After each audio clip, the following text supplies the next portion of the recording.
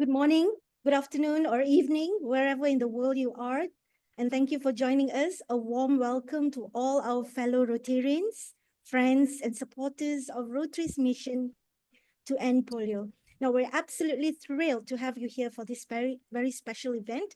What began as an initiative by 9 Rotary districts comprising 13 countries has now expanded into a global gathering, united in the fight to eradicate polio. Now, thank you for being part of this worldwide movement.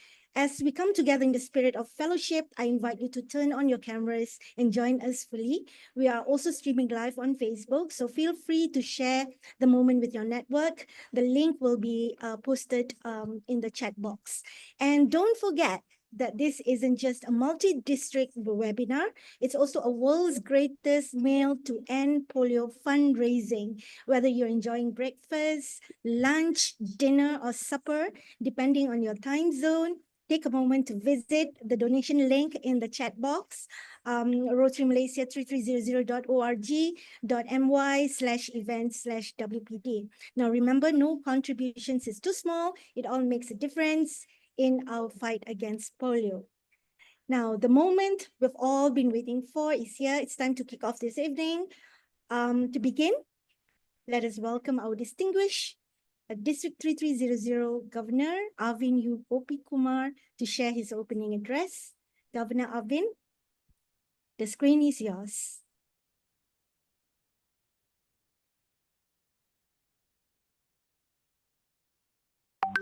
Governor?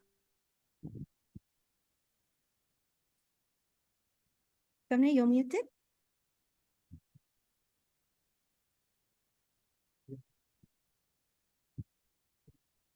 Governor, you're muted.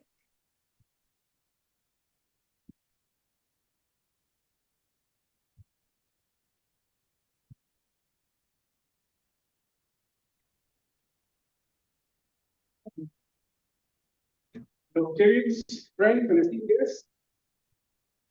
So, good morning or good afternoon, depending on where you are around the world. Today, we get a remarkable demonstration of unity, spanning 13 countries from 9 districts, with participants from all corners of the world united by a singular cause to end polio. This multi-district webinar and fundraising event, held in conjunction with World Polio Day, reaffirms Rotary's steadfast commitment to eradicating this devastating disease. Rotary has long been a leader in the fight against polio, and today we carry forward this mission with renewed vigor. What we witness today is not just another gathering. We are part of history in the making. This event stands as the largest virtual world's greatest meal ever organized, showcasing that Rotary spirit knows no borders, no boundaries, and no limits. With over 1,000 registrations globally, we are reminded of the incredible power of collective action and the unwavering determination that drives us forward. Our work here goes beyond raising funds. It is about saving lives. Every dollar we contribute, every moment we dedicate, brings us closer to a world where no child will ever suffer from polio again. This is the true magic of Rotary, turning hope into action and action into meaningful, lasting impact. We are privileged to have with us some of the leading voices in polio eradication today. Past District Governor Michael McGovern, Rotary International's PolioPlus Chair, who will share his insights on our global progress and the unwavering promise we have made to the world. Dr. Rudi Tangermann will provide an update on the current status of global polio eradication, reminding us all of the critical role Rotarians play in this final push. And of course, we are honored by the presence of Susanne, the inspiration behind the world's greatest meal, whose relentless drive reminds us to keep pushing until the very end. I must also extend special recognition and thanks to past District Governor Dr. Bindi, past District Governor Andre Suharto, past District Governor Dr. Bhaskaran, past Assistant Governor Dr. Selva, past Assistant Governor Dr. Bernard Chan, and Rotarian Raja Yasmin for the outstanding leadership in organizing this event. Their dedication exemplifies the very essence of Rotary service and its commitment to seeing polio wiped from the face of the earth. A special appreciation goes to my club member, past Assistant Governor Dr. P.K. Rajesh, who is joining us all the way from Antigua. He has been a key component in our preparations for today, and his participation from so far exemplifies the global reach and commitment that define Rotary. I would also like to express my heartfelt thanks to all the participating Rotary districts and their district governors, whose leadership and support have made this event possible. Your contributions, guidance, and involvement are the backbone of this incredible gathering and of Rotary's global efforts. My friends, let us move forward with unwavering dedication, knowing that together we hold the power to change the world for the better. This is a journey we will look back on with pride, knowing that we played a part in making history. Thank you for being a part of this extraordinary day, and let's ensure that it's one we will never forget. Thank you, my friends. Thank you. Thank you, Governor. It is often said that 30s is the new wisdom. Having a young governor brings fresh perspectives and innovative approaches to our efforts, reminding us there is no age barrier to leadership. Okay. Yep. So moving on, we spotlight on advocate for Rotary's mission to eradicate polio. It is my pleasure now to introduce our moderator for the next segment, the End Polio Now coordinator for zones 10B and 10C for 2023-26, and a recognized public image expert in Rotary, past District Governor Suharto. Over to you. Thank you, Yasmin. Thank you, Yasmin. And I noticed from Christopher Lee that he's trying to unmute his microphone quite a few times. In case you are not aware, Christopher, your microphone keep on switching on, actually. Thank you so much, and welcome to this webinar. We are indeed very privileged and honored to have with us a very busy man. Despite his very busy schedules, he is able to spare 1 hour with us. And he actually is the person in charge of a committee that coordinates all PolioPlus efforts and advises the trustees with respect to policies and strategies to achieve polio eradication. And he had been a vice president of the board of directors of Rotary International and is currently chairman of the PolioPlus committee at Rotary International.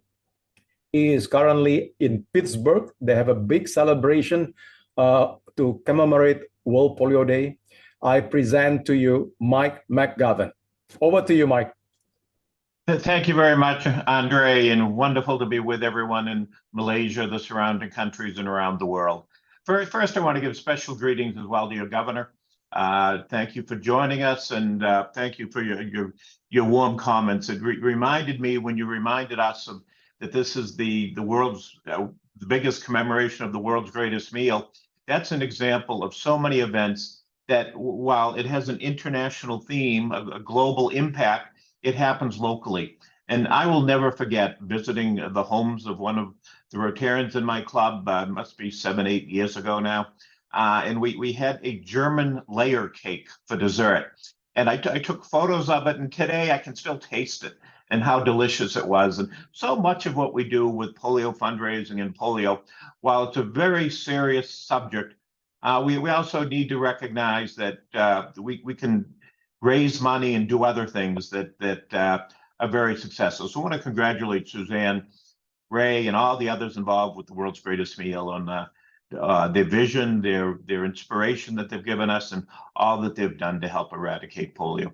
Your next speaker is going to be given the update on where we stand with polio eradication. The introduction fine introduction from Andre and from earlier, it was mentioned that I might be doing that, but I was asked to speak more about Rotarian involvement in eradicating polio and what we do with fundraising. And I do have a PowerPoint which I think I sent to Bernard. If he could if he could share it, that'd be wonderful.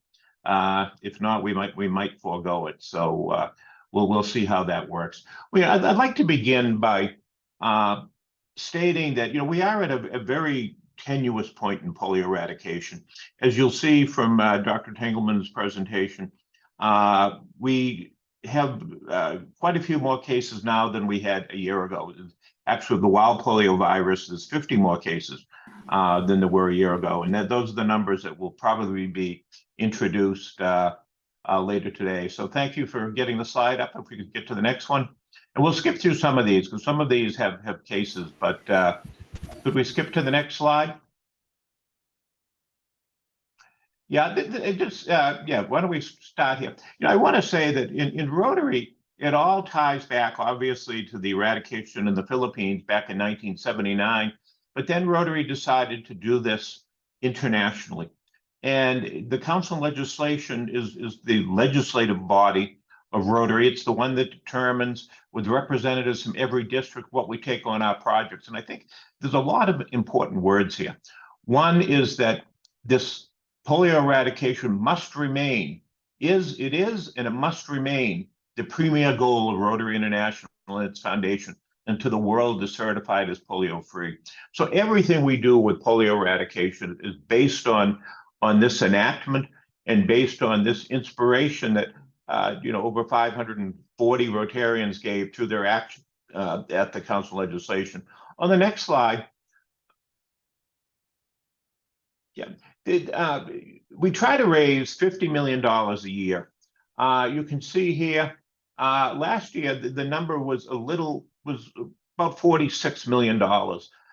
Thankfully, the trustees of the Rotary Foundation increased that to $50 million, with some monies that were left over from global grants not being fully utilized. So we were able to raise worldwide $46 million.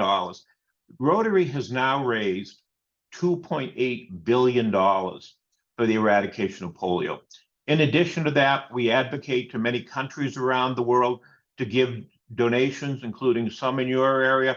And we recently had donations announced, major donations, from the governments of Canada, from Saudi Arabia, and the United Arab Emirates.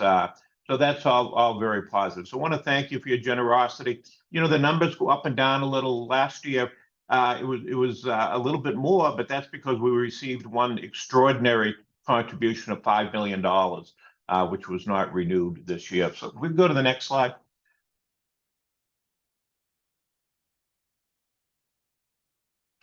Yeah, so people say, does the money come in from around the world?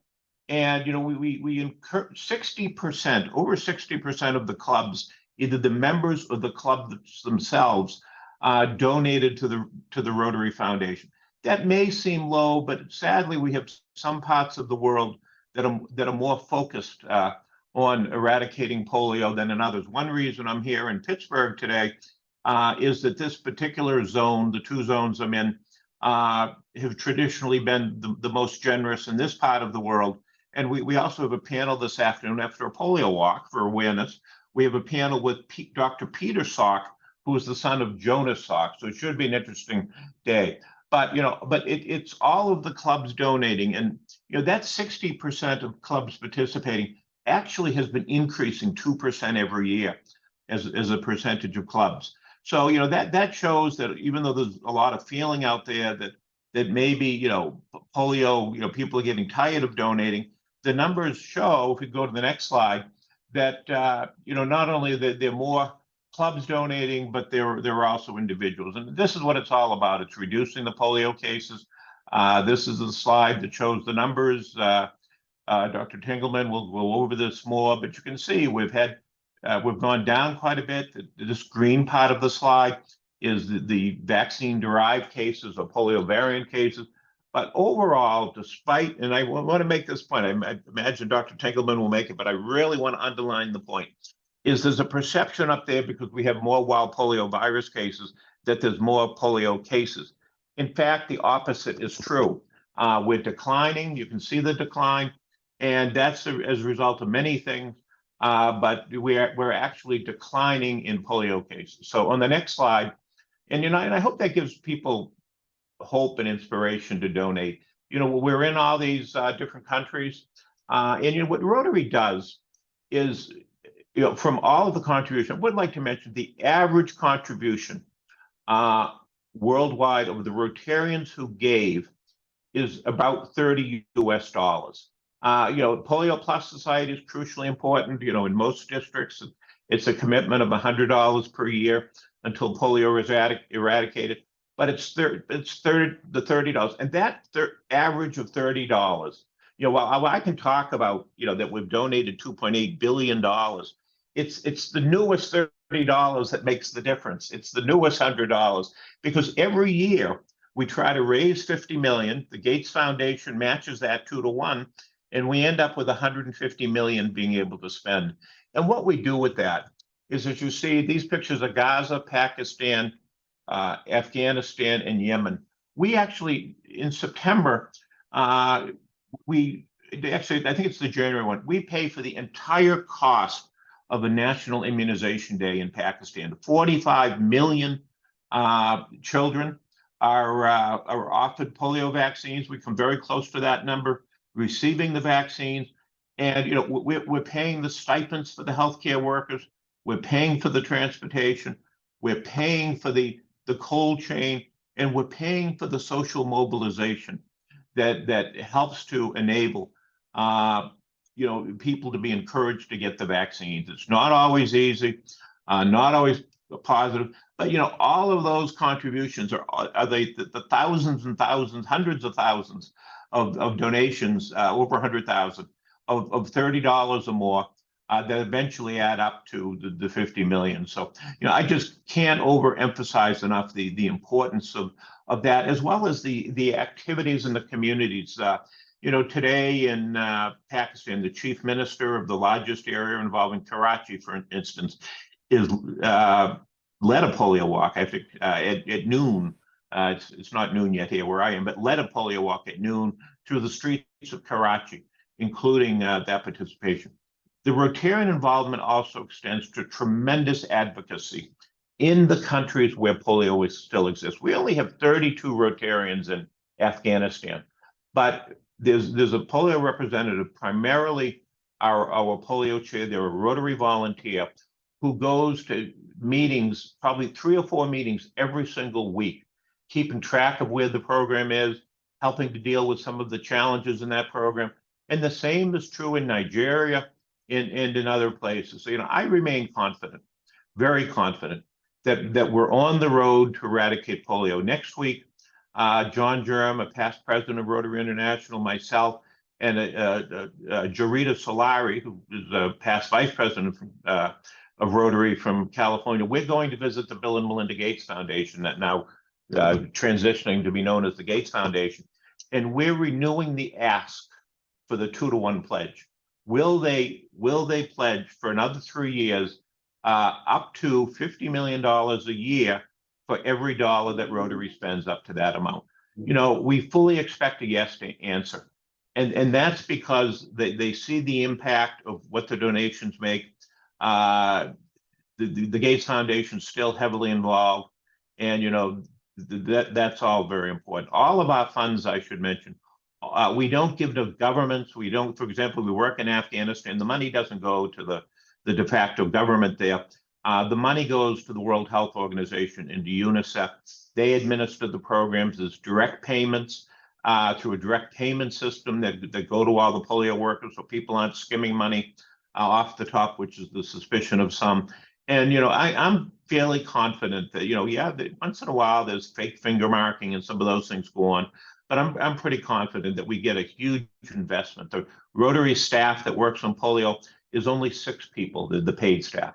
It's less than one. What we spend on fundraising and on program operations is less than 1% of the overall spent that's raised. So, it's a pretty amazing system. It's recognized as one of the most effective partnerships that we've had. Rotary is proud to work with WHO, with UNICEF, with the Centers for Disease Control, with Gavi, the Vaccine Alliance, and with all of the governments around the world. That's how it works. So, I often finish with a slide, and I don't think I have it this time. If you go to the next slide.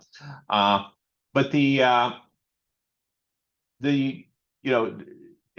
strongly believe this: no child should suffer from a disease like polio. This is doable. It's just, when I think that people their kids aren't feeling well, they go to the doctor, they get a knock on the door, and they're told their kid has polio. That's absolutely devastating. So, one of the slogans we use is "Together we end polio." That's never been more true today than it is now. I want to thank you. I really look forward to hearing Dr. Tangermann's presentation, and I look forward to as well hearing and participating in the discussion thereafter. So thank you, Andre, for inviting me. Thank you very much. All right, thank you very much. Let's move on to the next segment of the program. And this is where we are inviting three different speakers from three different districts to actually share with us how they have actually raised funds by doing a lot of activities in their respective district, and as well as the latest update from Indonesia. So let us now invite Past President Jonet from District 3310. All right, very good evening, everyone. I'm PP Jonet, Communications Chair for District 3310, and I'm delighted to share with you a showcase and strategy adopted by our district.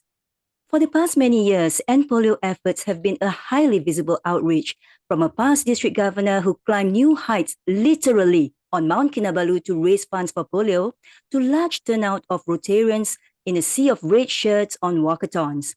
District 3310 raised more than USD 95,000, clinching us on the second highest contributor in Zone 10C last year.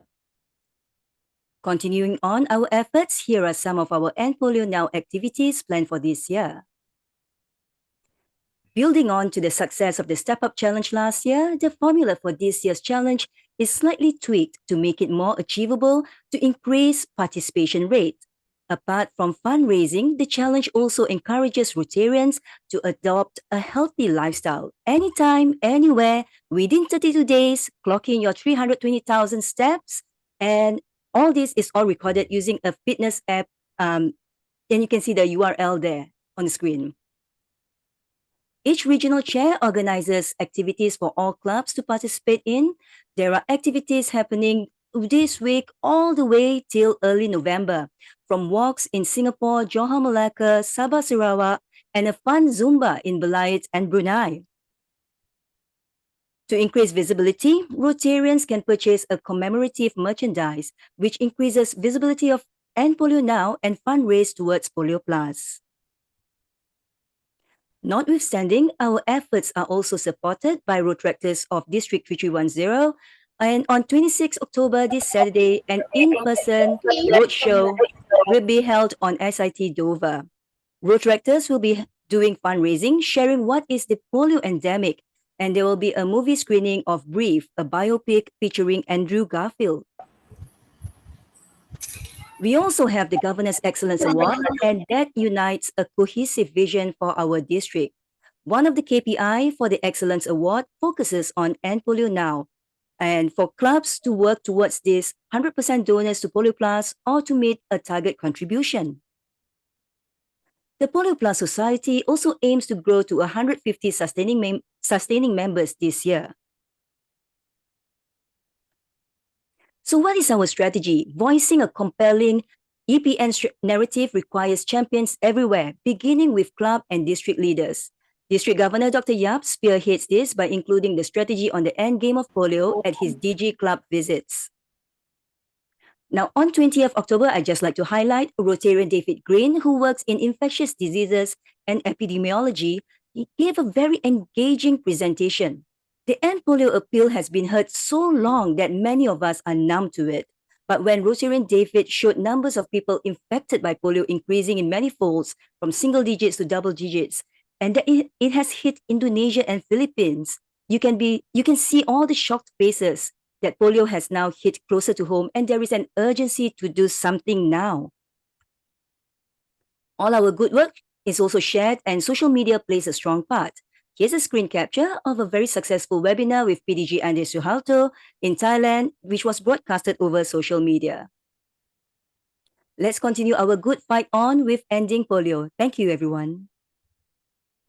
Thank you very much, Jonet, and thank you for sharing those activities. Next, we have a person from Indonesia. Now, Indonesia is divided into two districts, 3410 and 3420. This person is actually the National PolioPlus Committee Chair for Indonesia, appointed by the Rotary Foundation, and the chairs actually assist the foundation, the Rotary Foundation specifically, in achieving its objective in polio eradication in the committee's countries in accordance with the established policies and goals of the trustees.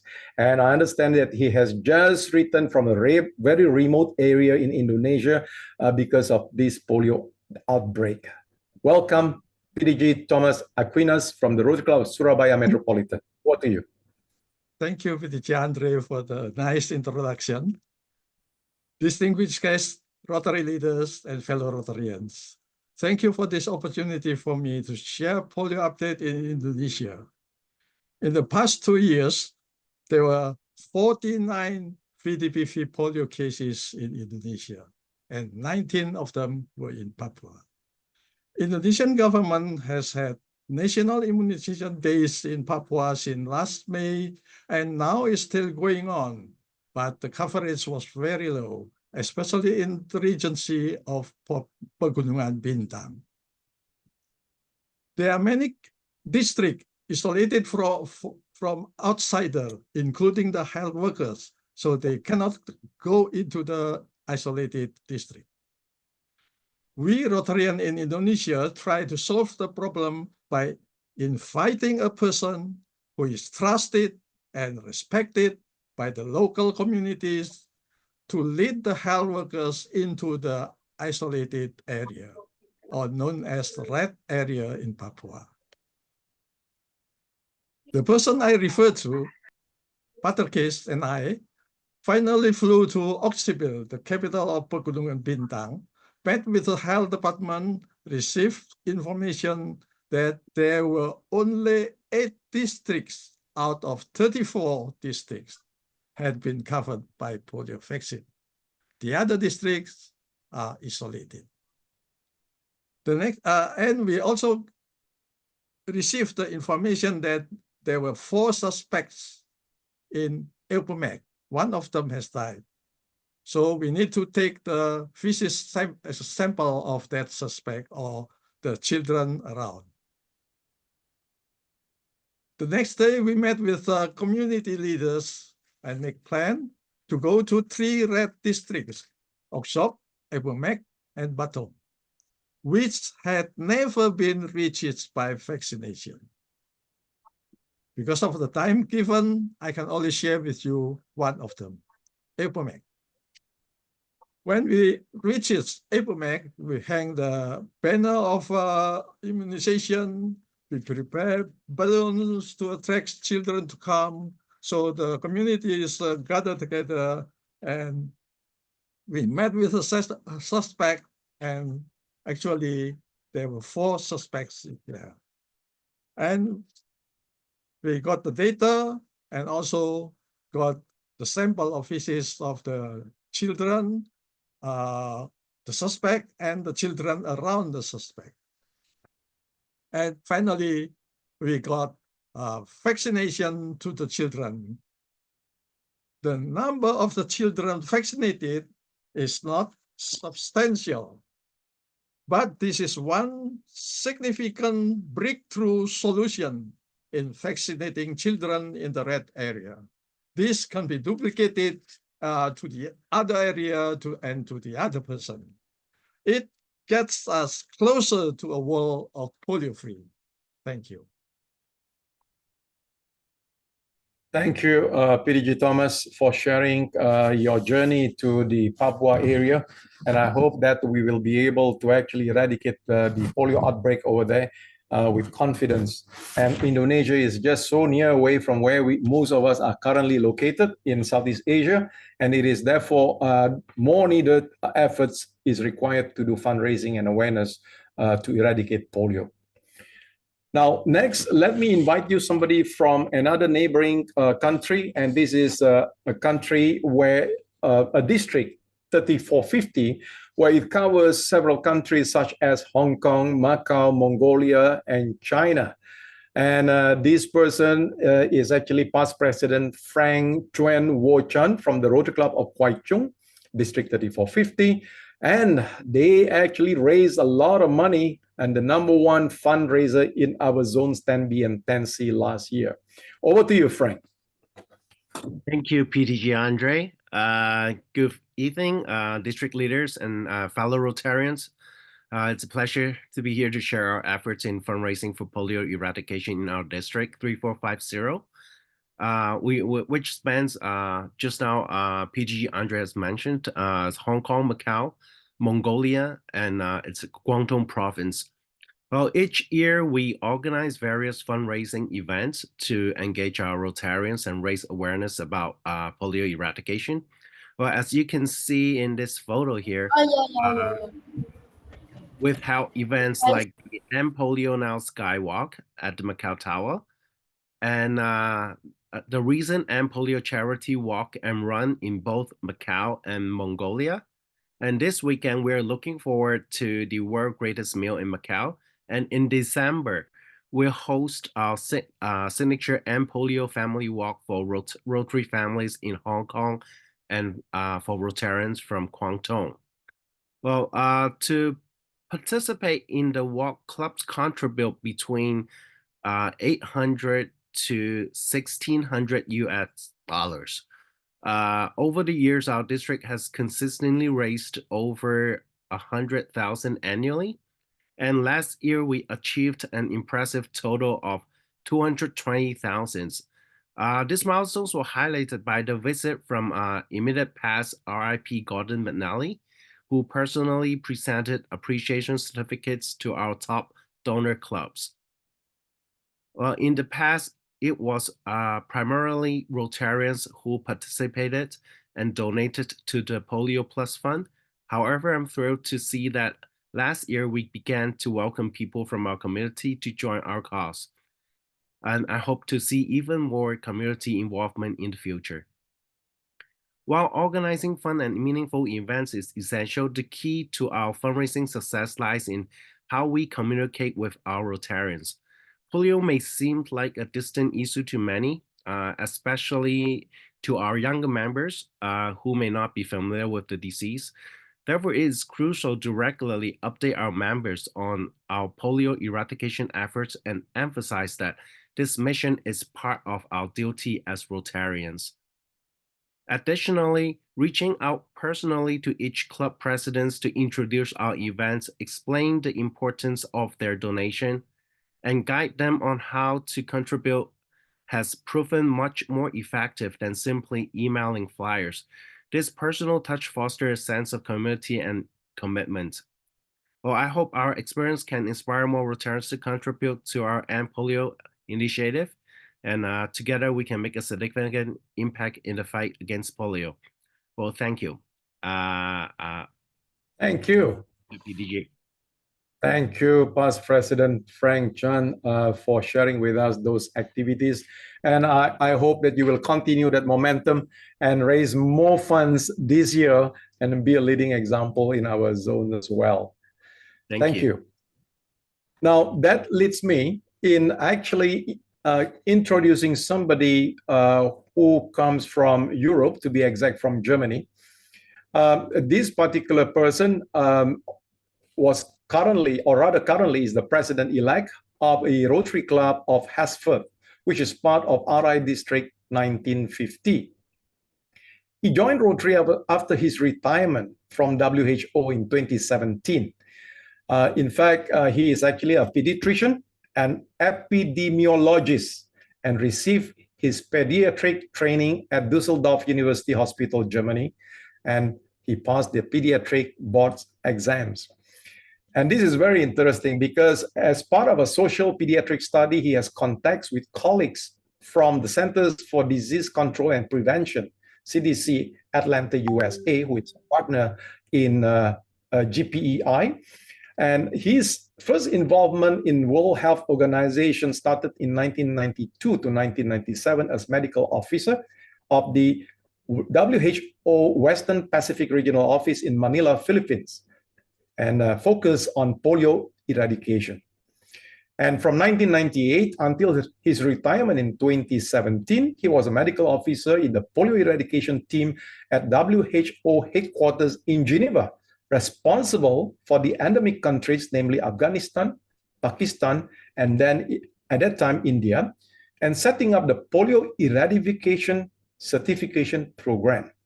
And since his retirement, he never gave up on helping to bring about awareness and eradication of polio matters several times a year as WHO consultant and as member of the Western Pacific, African, and European regional commissions for polio eradication.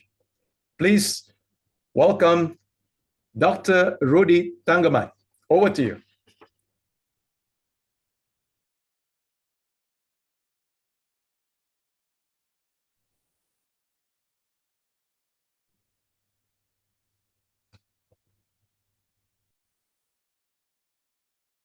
Muted, doctor. I forgot to unmute. I'm sorry. Can you hear me now? Very well. Okay, Very good. Excellent. One second. Let me just get my slides ready here. I'll have to go back.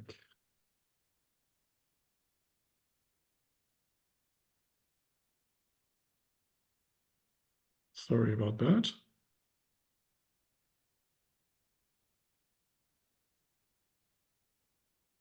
Okay, right. Sorry about that. District Governor Arvind, PDG Andre, and PDG Mike McGovern, who may still remember me from my time in WHO. I was in Evanston a few times. And all fellow Rotarians at this amazing gathering. Very good evening from Germany, where I moved back to after many years in WHO working for polio, as you've just heard. Thanks for the nice introduction. I should go back to this just to flash back to to the disease. It's a terrible disease and still affecting children, as we already heard. The few that still get polio, and it's the children who get affected, and it because it affects them when they're still growing. It leads to these terrible crippling and lifelong paralysis, which is something that's completely preventable through not one but two effective vaccines, which have been made available in the 50s. It was the oral vaccine, the easy to administer, relatively cheap and very effective vaccine that gives the intestinal, the gut immunity, which the other vaccine, the IPV, does not give, that led to the initial success, very big success, of making an entire WHO region, in this case the Americas region, polio-free, Central and South America at that time, and which then led some Rotarians who were also doctors and who were working with the CDC at the time to suggest to Rotary to start this global program. And it really was, I was in the Philippines early on in my career. I saw, what happened there, and I heard much about the Health, Hunger, and Humanity polio program. That was the very first time that this happened. But it was in Philadelphia in 1985, a decision was made to go for, to suggest global polio eradication. It took a few more years before the WHO itself, then also at the World Health Assembly in 1988, resolved with all of the members unanimously to go for global eradication. And what we have now is, of course, as you all know, a global initiative. Rotary, I really feel very much still at the center, and Rotary was the one who started it all, kickstarted polio with CDC Atlanta as its main technical, World Health Organization, of course, UNICEF, and increasingly the Bill and Melinda Gates Foundation. Not to forget the health ministries and the many volunteers and health workers in the countries who are doing all the work. And Mike McGovern already showed some of this, but and I won't repeat it. I won't go into great detail, but just this amazing two maps that many of you probably have seen, but which I want to show you again. More than 120 countries endemic for poliovirus, wild poliovirus of all three subtypes. That's important.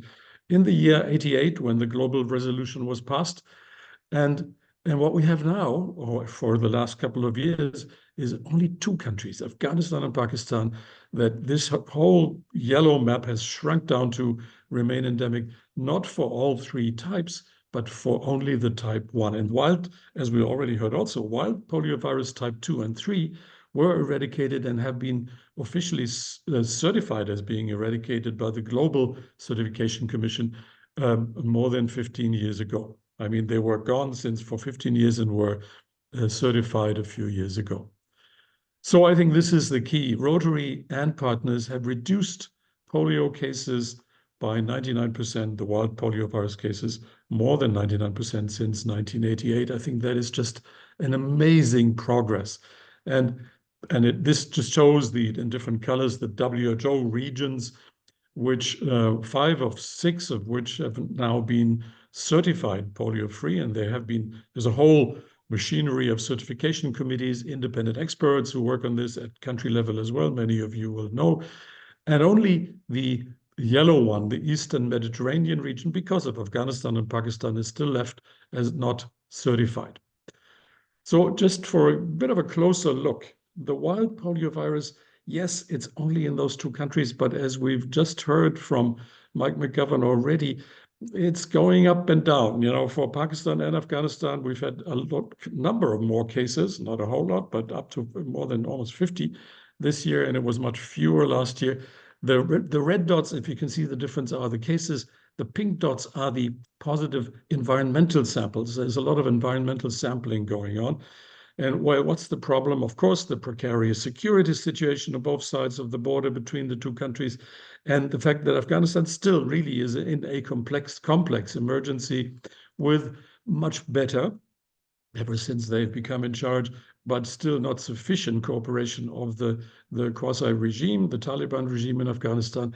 But also, that's my opinion, which I think is not recognized enough. There is, after all of these years of so many rounds, a polio vaccination fatigue. Parents and workers often don't know why they're still in this, and so as a result don't do a good enough job. So all of this leading to increased silent or even outright direct refusal and non-compliance. And then, then the campaigns don't achieve the coverage level required to interrupt transmission. And here are the green dots. We've just seen on Mike McGovern's slide the big, mountain of green cases. These are polio cases. They are polio cases, but they're caused by a variant. They're caused by a type 2 mainly variant, the green dots, and a few of them also a type 1 variant. For several years, we've seen this mainly in Africa. Outbreaks occur mainly in countries with low-performing routine immunization services, and the vaccine has been adapted to deal with that, because we have to use the OPV to deal with these outbreaks. It seems like fighting fire with fire, but this works very well. The novel OPV2 has interrupted many of them, so much so that, as you can see in the slide that Mike McGovern showed, the number of green cases is really going down as well. But we still, as you can see a lot of outbreaks in the sub-Saharan Africa countries, mainly, who have the low coverage. So the kids their basic immunity is just not good enough to ward off this infection. Bottom line is that global polio eradication will, in the end, require to interrupt transmission of all the live polioviruses, the wild and the variant viruses, and that is, the challenge to all of us. I have a few slides on a recent mission I was on in Afghanistan, which was fascinating. And here you can see again, 2020 on the left, wild virus cases, quite a lot. Then a couple of years of very low number of cases, although in the environment you could still see the circulation was a bit wider around those. But last year just a few cases, and this year there are more cases. And on the top, very important, the arrows are all the campaigns, many of them full nationwide campaigns, so that you can see up to 10 rounds of vaccination in that country. Last year, just the East region. I don't know if you see my arrow here. And this year, still evidence of circulation in the East region, but now it pops up in the Kandahar region again. And this is yours truly. 20 years ago, we did, and still when we go in, we do have to be careful at that time across the border into Pakistan, and we have to wear a bulletproof vest, and we have to be protected by UN-hired gunmen. Bye-bye. April 24 was our mission. We went in particularly to look at what's going on in the East region, because remember last year it was just the East region. Why, with all the reported good coverage, high levels of coverage, and good surveillance, why do they still have transmission? And we had a number of independent experts going in, and this is the area that we looked at. We flew in with the United Nations plane, just a few pictures of what this looks like on the ground. And came back on this road from Jalalabad in the east to Kabul. So this is a scene from just outside Jalalabad. As soon as you leave the city, you have very difficult situation. Anyway, this is our team. On the left, we have an experienced epidemiologist from Pakistan who speaks Pashto, the language of the local people. On the right, a district team of one of the few districts where we could not go, although we could go to many districts, but we could not go to this one. So they come and their paperwork and all their documents get scrutinized. In the city itself, but only in the city of Jalalabad, a relatively large city in the east, women and females were going house to house, which is essential, because if a man does that, you will never get the full number of eligible children from inside the compound. So here we had female vaccinators with the burqa, but they were there. And then we also looked at some of the old polio cases who were reportedly having 10 or more doses of OPV, and we checked and we found out what the data were, and we found basically pretty good concordance. Anyway, at the end, we did talk to the governor of the province, the man here in the middle, and his health director, and we reinforced this recommendation. Please do use female vaccinators, because otherwise you'll have a 20% loss in coverage if you use male vaccinators.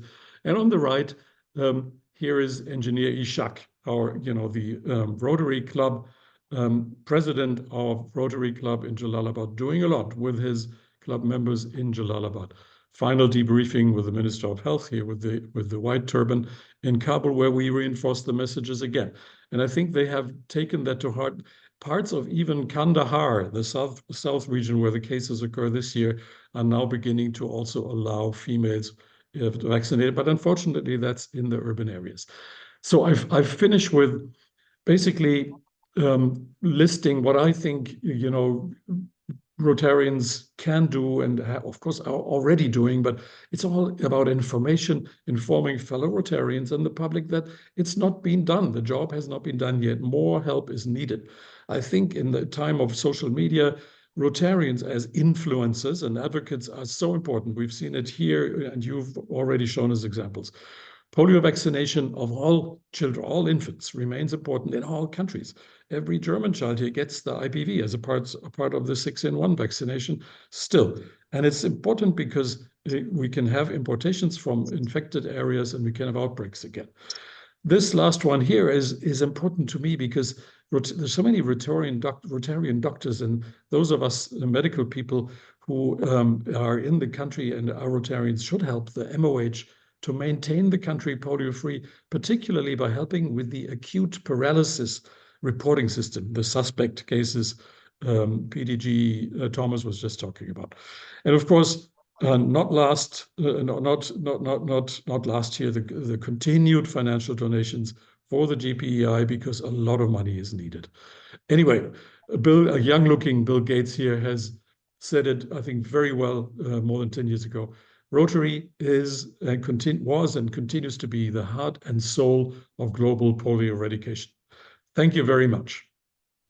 Thank you so much, Dr. Rudi. And it is not very, very often that we have a Rotarian from World Health Organization to be with us to share hands-on experiences in the polio eradication and what is actually happening. And thank you as well for highlighting to us on the variants, the polio, what I call it, is it the circulated vaccine-derived polio virus, right? And I think Rotarians need to know a little bit more about that. It is different from the wild polio virus. Wild polio virus 2 and 3 have been eliminated quite some time back. So we only left with the polio virus, wild polio virus 1. Is that correct, Dr. Rudi? Yes, yes, it is. Thank you. Thank you very much. And I hope that we'll be able to hear more from you from time to time. And all the best in helping us to actually do the polio eradication and immunizations. And with that, I want to pass over the session to Dr. Rajesh. Dr. Rajesh, could you take over from here to introduce the next speaker? Over to you.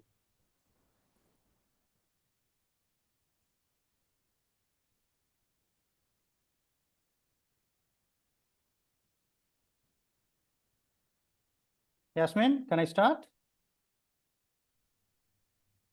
Yes, go ahead. All right. Okay, so it's my pleasure to introduce the co-founder of WGEM, World's Greatest Meal to Eradicate Polio, Susanne Ray, OAM.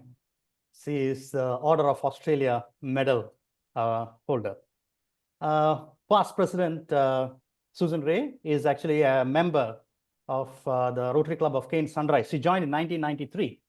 And it was when she was the district polio chair that she thought about, or she implemented this fabulous, fantastic, reaching, wide-reaching, and so easy to conduct fundraising method of this World's Greatest Meal. She's received a citation for meritorious service for that in 2013. In 2014, the International Service Award for a Polio-Free World. In 2022, the Distinguished Service Award, and many more, which I don't think I can complete in the time given to me. So over to the co-founder of WGEM, Susanne Ray. It's all yours. Hello, Rotary friends. I've seen so many of you this evening. It's wonderful. I'm going to ask Dr. Bernard to start my presentation, and not with the last slide, please. Here we go. Here I am. I think Dr. Rajesh has done enough introduction. My name is Susanne Ray. I'm a long-term Rotarian, and I'm very privileged to help with polio fundraising. Now I'm going to tell you something about my journey, and then I'll tell you more about World's Greatest Meal. Next, please. You can see a very little girl there with a teddy bear.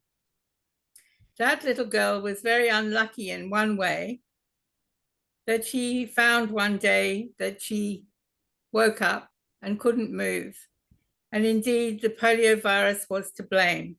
And so she's spent the next 1 year in hospital, and then many, many years following in rehab. I made a seemingly full recovery and joined Rotary when I was in my early 50s, and really enjoyed the time, and eventually retired from my job as a childcare director and started to travel the world with World's Greatest Meal. None of this was planned, it just happened. And I'm so fortunate to have traveled to 47 countries and met thousands of amazing Rotarians who, many of them hosted me, drove me around and helped me. And many of them do still, especially our World's Greatest Meal team. You see me now, I can walk around the house, but the minute I step outside, I need a wheelchair. And I have a very beautiful motorized wheelchair, and I can be quite zoomy in that, which is a wonderful feeling. Next slide, please. So although World's Greatest Meal is open every day of the year, and my husband Nauman is quite busy posting events most days of the year, we have some focus days, one of which is World Immunization Week. So we're talking about awareness, and we're talking about giving a little money and having some fun for a serious cause. And Mike's multi-layered cake is often shared many times around the world, with cakes, with drinks, with all sorts of things. But the main thing is to get together, keep the awareness of Rotary and its role in polio eradication and fundraising. Keep it at the front of everyone's mind. And we do this in World's Greatest Meal, largely through social media. And especially as I'm not traveling anymore, it's social media, news, TV, and going to some meetings, but mainly local meetings for me these days. So we have Rotary Birthday, another good excuse for World's Greatest Meals. We have fabulous World Polio Day, like the one we're having tonight. And I'd just like to launch a new idea from our friend Claudette in Brazil. December is WG Meal End Polio Giving Month. Now, I didn't think this up. One of our team did. So we're going to see this year how we go. So if you haven't had a big effort for World Polio Day or during Foundation Month in November, never fear. You can still give money in December through our Giving Month. And I hope some of you will join in. Next, please. Just a few ideas. The tea parties have been very popular, not completely with the ladies, but many ladies, of course, would love to get together for a chat and a lot of cake and sandwiches, some champagne maybe. But the men have joined in as well, of course. There's always some gentlemen where there's beautiful ladies to be seen. And we have had many events around the world. Another way of raising funds is to make food. We have a picture from the USA where a lady made, I don't know how many pots of this red chili, and she put it into takeaway containers and sold it in her district. And look at the amazing amount of money she was meant to. She was able to contribute to the Rotary Foundation. We've also got an idea that's come from Brazil again, from, well, this gentleman actually is a PDG from Florida, but he was born in Brazil, I'm given to understand, PDG Doug Heiser. And his idea was to have a get-together anywhere in the world at 6 p.m. 6 p.m. in your city, and that's what you do. You have, you know, maybe afternoon tea, dinner, whatever of you matches in your culture. For our own Club Cairn Sunrise this evening, we went to an amazing lecture about artificial intelligence, and then we went to a brewery, and many people partook of some beers, not myself, I might add, and we had a Japanese food truck there. The latest collection from that activity is $485. So ideas, that's what you need, and then you need to get it done. Next slide, please. During COVID, this was a big drama for World's Greatest Meal, whose idea is to get together and have fun and raise money for polio. So what we came up with was that we would celebrate individual donations. So we asked people if they would send us a pretty picture of themselves and celebrate a birthday, celebrate an anniversary, celebrate a granddaughter's birthday, just celebrate. It really didn't matter why. Next, please. We have get-togethers, amazing get-togethers. You can see a lovely long table there of friends having a meal. That's the traditional World's Greatest Meal. And there's sorry, losing my words. There's a Dine With Me with Dr. Sylvia Whitlock, which has just happened this morning. I haven't heard any news from that, but they were taking registrations globally like you've done. Be interesting to see who's made the most money. But I'm thinking that amongst you in Asia, there's quite a few people that will realize that polio is still an issue in your area, and will think about your children and your grandchildren and the future generations and want to end polio soon. Next, please. So participating is easy as 1, 2, 3. Go to our webpage, wgmeal.org, plan and run the event, have your event, enjoy it, take pictures, raise funds, send them to the Rotary Foundation Polio Fund, and then report the event. And this is a very important part. If you don't report back, we can't count you. Next, please. So from the reported events during pretty much the last 10 years, you can see the figures. 9,000 events, 88 countries have taken part, more than 500,000 Rotarians and friends. And there's the figures of the money we raised. But the most satisfying figure is 100 million plus polio vaccines donated through World's Greatest Meal. If you're a first-time World's Greatest Mealer tonight, you're part of something huge, not just this evening, but every day of the year. And we hope to see you again soon. Thank you for having me along.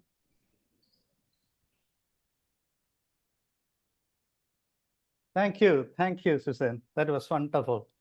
So a quick question before, of course, we have a lot of questions for you in the panel discussion, but what is your biggest challenge when respect to WGM? What was the biggest challenge you faced implementing it or continuing with it? I think the biggest challenge is the reporting.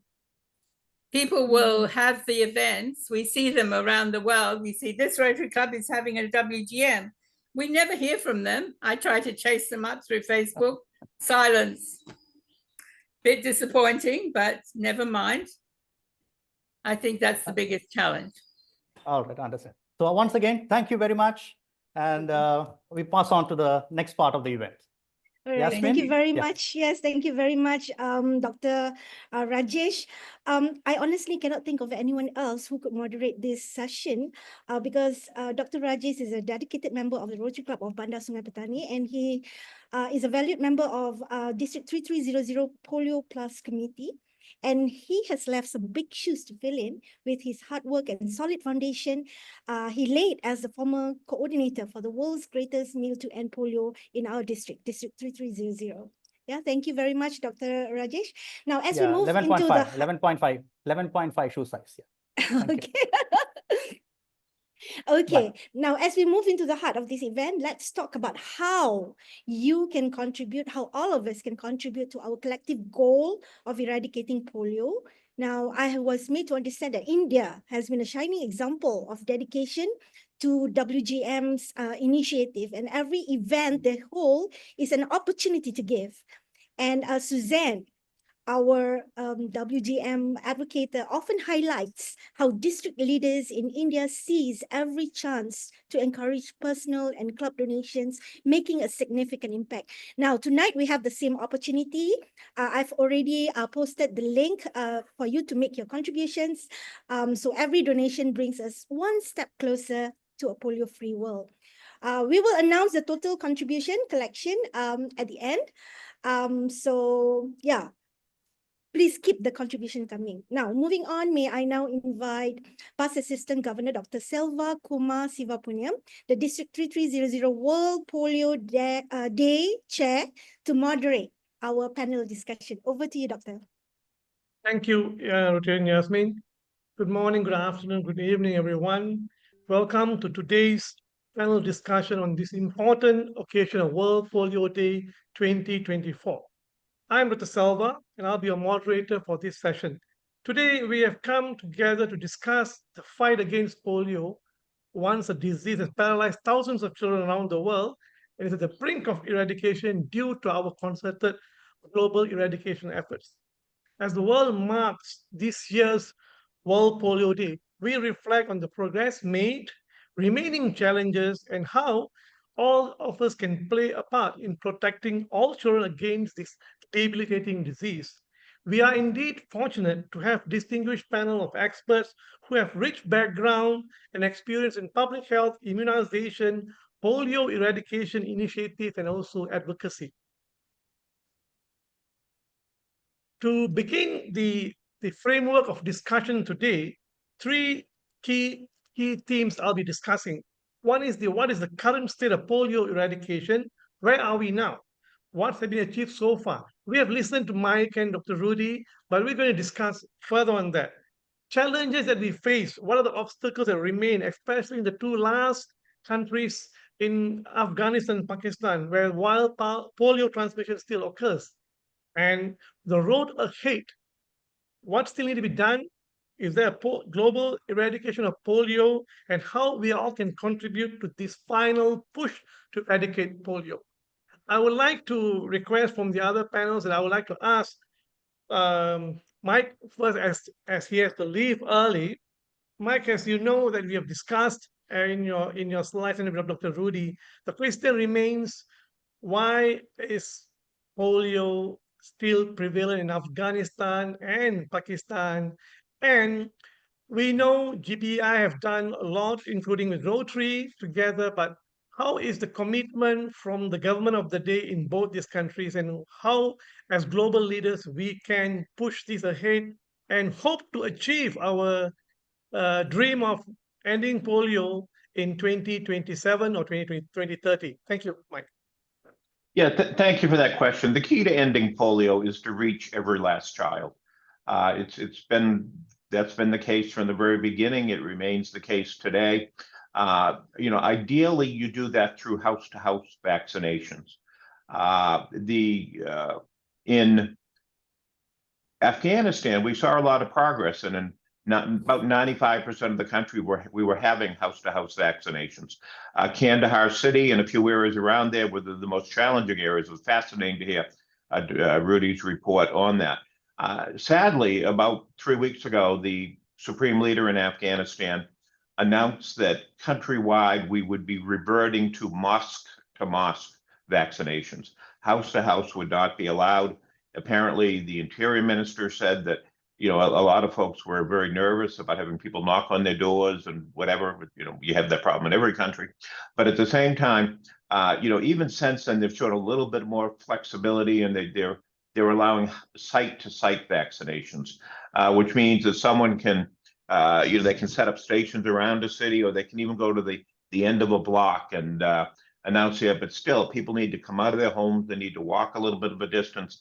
That's a challenge. So to get things done in Afghanistan and everywhere, we need house-to-house vaccinations.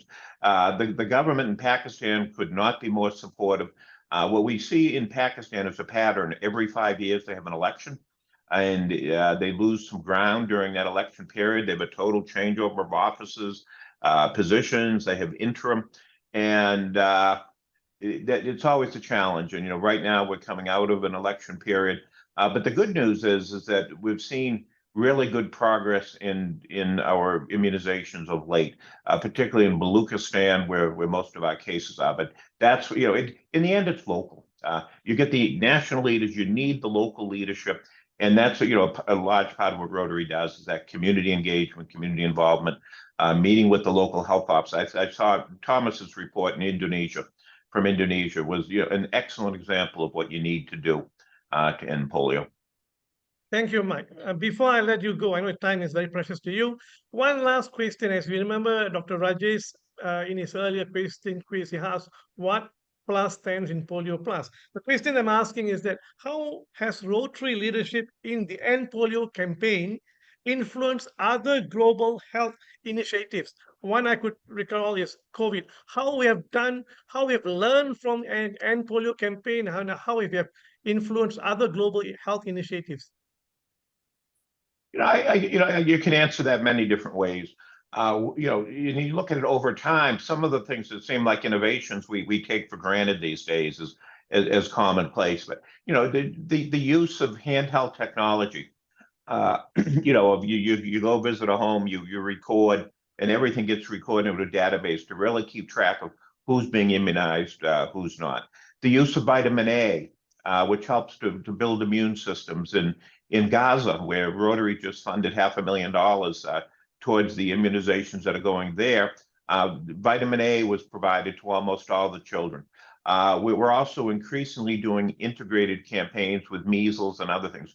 We really have found that we need to work in places to increase the routine immunization levels, not only polio, but also all of the other vaccine preventable diseases. And in the countries where we're having these polio variant cases, they have generally a rate of routine immunization that's 18% less than the countries where we have more successful routine immunizations, and we're not having polio variant cases. So we're increasingly seeing the importance of a more integrated approach and being more engaged with routine immunization and not just the polio vaccines.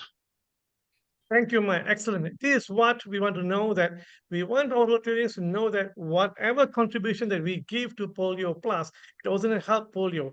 One good example is about the vitamin A deficiency in the Zambia Pels.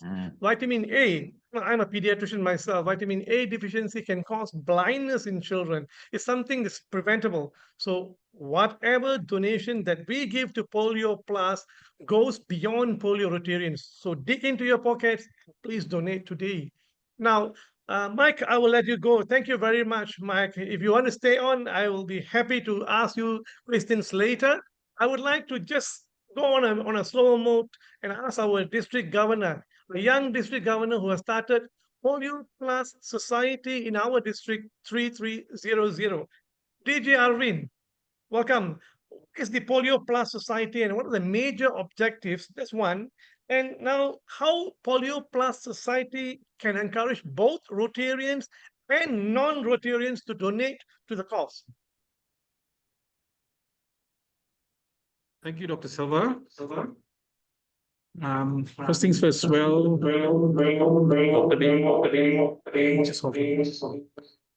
on. Can you mute yourself? No, you mute. Dr. Mia. You're Governor, muted. you're muted. Governor, you're muted. Okay, sorry for that because there are two of us online in the same room. Well, Dr. Selva, for your first question, basically PolioPlus Society is initiated by the International Rotary Foundation. It's the same, straightforward, fostering dedicated and ongoing financial support to the global fight to eradicate polio. And the objective specifically for the PolioPlus Society, I would say, basically is sustained financial support. Because like in District 3300, we got every charter members to pledge to donate 1,000 US in the first year, and also to commit to donate at least 100 annually to the PolioPlus fund until polio is eradicated. So basically, this ensures that the continuous stream of donations. So if we have 100 charter members, that means that every year without fail, you already have 10,000 US committed until polio is eradicated. And also, of course, PolioPlus Society promotes awareness about polio eradication and also encourages wider participation and contributions, including from non-Rotarians. Because we realized that when we launched the PolioPlus Society in our district, it wasn't just Rotarians who were keen to join, but also non-Rotarians. And of course, yes, it strengthens commitment because you're committing not just for 1 year, but long-term until your donations, you're committed until we actually eradicate polio, until the last case of polio is basically eliminated. And of course, what the PolioPlus Society does is we get to recognize donors, because like in our district and other places as well, you receive a nice pin and basically you acknowledge that these donors are playing a major role as dedicated partners in Rotary's fight against polio. So, yep, that was the objective why we set up PolioPlus Society in our district. Thank you, DJ Arvind. Thank you. I mean, for the knowledge of the rest and our speakers, District 3300 have 105 PolioPlus member societies, and up to date, we have collected almost up to about 85K. 105. Excellent, actually. We are. So next, Rudi, I would like to thank you. And this question about the vaccine-derived polio virus and how does it differ from the wild polio virus? And on top of that, could you just elaborate on the IPV and OPV because it relates together with the vaccine-derived polio virus. If something is very contentious, if you explain it wrongly, you might get the wrong impression to most the non-Rotarians, the medical people, and the layperson. Thank you, Rudi. Sure, Dr. Selva. Let me start with the IPV, OPV. As I said during my talk also, it was the IPV that came first, Dr. Salk's vaccine, and it's a very effective vaccine. It is widely used, of course, up to now, and it protects the individual against paralytic polio very well by giving, really increasing the number of the antibody levels in the blood, the immunity in the blood. It does not, as I said already, however, give that important gut immunity, the intestinal immunity, which the OPV does. The oral vaccine does both. It boosts the antibodies and it gives the gut immunity. And it's especially in countries where, hygiene levels are lower, and therefore the probability of fecal oral transmission is much higher often than, let's say, in an industrialized country.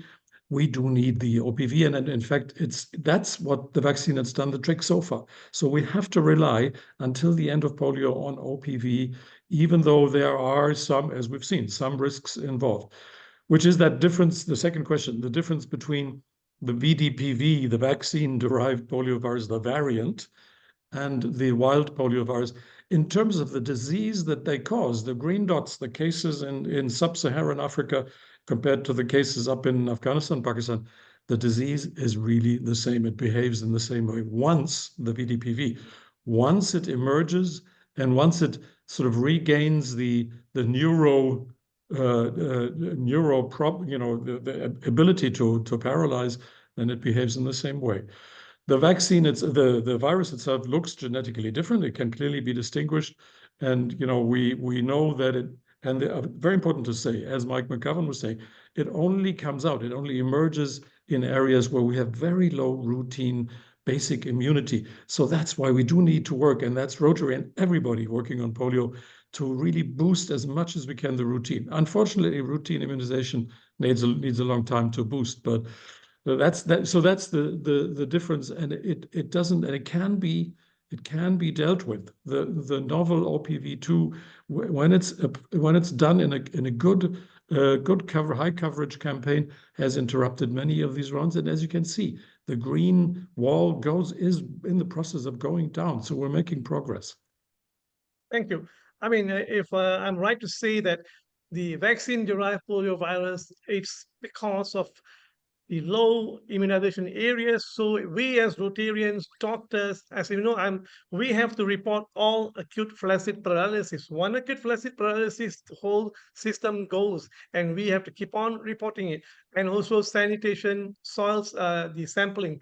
And if you find that areas of, especially the stateless children now in Gaza, war, and also children in remote area like Papua. So we have to be the ears and eyes to look for, and we can get these people in with the health authorities to go and do campaigning. Just to share a bit on our success in Malaysia, especially in state of Sabah, where PDG Andre Suharto is the district governor. We had alarm in 2019, but I must say, with the good robust healthcare system, despite COVID was just looming on the 2020, we managed to clear and control the outbreak in Sabah, and we remain so. Thank you very much. Now, I will come back to you, Rudi, again about these other vaccines and also about the vaccine. Now, Susanne, I think Dr. Rajesh stole the thunder away from me by asking what is the challenge in WGM. But I'll ask you another question that I think earlier asked. How can local businesses and organizations, not Rotarians, sponsor or support events associated with World Greatest Meal? I had an idea whether, like for example, in Malaysia, we have this Grab, whether during the month of October, every Grab that a person buys, 1% or RM1 from there goes to end polio World Greatest Meal. Any comments from you, Susanne? Certainly. I think that you can easily partner with business. You've just got to ask them. That's the hardest thing. It's like asking people to join Rotary. Ask a business near you if they would like to help in your fundraiser. We've had meals donated by restaurants, and just going to be happening on Monday. One of our local clubs is running a World's Greatest Meal, and they thought to ask a local Indian restaurant if they would like to take slightly less for the cost of the food. And they ended up donating it. So every meal cost to attend the fundraiser will be going straight to the Rotary Foundation Polio Fund. You can take, say, the 10 Maccas in your local area and ask them if they will contribute 5 cents out of every burger they sell or every sale they do on, let's say, Monday night. And then you can run a social media campaign saying, go to Macca's on Monday and help end polio. The same thing with a local restaurant or a cafe. Once in Cairns, we did 10 cafes who agreed to have a little talk happening on Saturday morning and some collections going on. And we made quite a bit of money. I can't remember the exact amount. It's just a matter of determination and a matter of asking. But partnering with business is a great idea. Thank you, Susanne. PDG, Andre, and Mike, you can answer the question again. Again, it's about how can the international community, governments, and local leaders be more effective to mobilize, to overcome the final barriers to polio eradication in Afghanistan, Pakistan, and also in the surrounding region. I know it's just for the last take. PDG Andre, since you're the coordinator with Zone 10B and 10C, Indonesia now, we're having an outbreak of the vaccine-derived poliovirus. Any take from you? Well, can I suggest that maybe we give priority to Mike first, since he is here? Okay, and fine. then I will Yeah. answer the rest. Yeah. Mike, you're muted. Yeah, there we go. Yeah, thank you. You know, I think one of the most effective things Rotarians could do to really get the word out about you know, the whole activity is to have as a club program, not only a program sometime on polio, but to invite your local health officer to come to a meeting and to explain the status of immunizations in your area. It's a good chance to have that communication. It's a good chance to have that experience.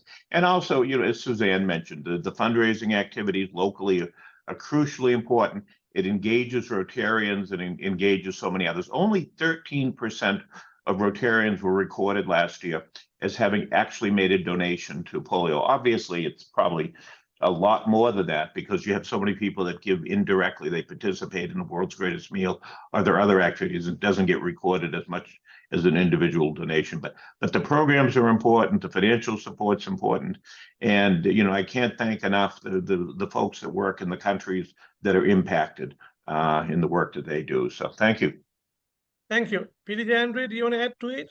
Yes, just to echo what Mike has actually mentioned just now, as Rotarians, I think it is very important that we need to get involvement of the local governments. And in fact, I am very happy to announce that there are members of the Department of Health from Indonesia attending this webinar right now. And thank you, terima kasih Bapak dan Ibu semua yang dari Departemen Kesehatan Indonesia. Forgive me, I'm speaking in local Indonesian language. I understand that they are here, some of them joining us, and thank you so much for being here. And I think they need to know that there are NGOs like us who are actually working hand in hand with them, helping to raise money and creating awareness. And I think the reason why a lot of Rotarians are getting fatigued and sometimes not willing to contribute is because they don't understand. And I think we fail to some extent to explain to them the reason, what is polio, and the reason. And I think the difference between the wild polio virus and the circulated vaccine-derived polio virus. And that, you know, like what Dr. Rudi have mentioned, by taking the OPV, the oral polio virus, you are actually immunizing the gut. And because the polio virus itself thrives through the fecal waste of human being.